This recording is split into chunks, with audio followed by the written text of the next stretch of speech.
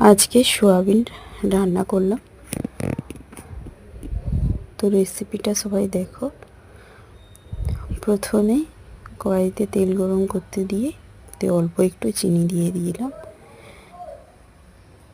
তার উপর দিয়ে দিলাম রসুন বাটা, দিয়ে পেঁয়াজটাকে দিয়ে ভালোভাবে একটু নাড়াচাড়া করে নিলাম।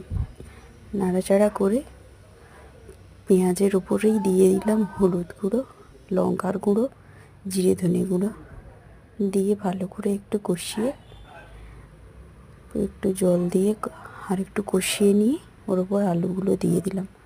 আলুগুলো দিয়ে ভালো করে আরেকটু নাড়াচাড়া করে নিলাম। করে নিয়ে ওর উপর সোয়াবিনটা দিয়ে আরেকটু নাড়াচাড়া করে জল দিয়ে ভালো করে সেদ্ধ করে নিলাম। তো আমার রেডি সোয়াবিনের তরকারি। টাটা।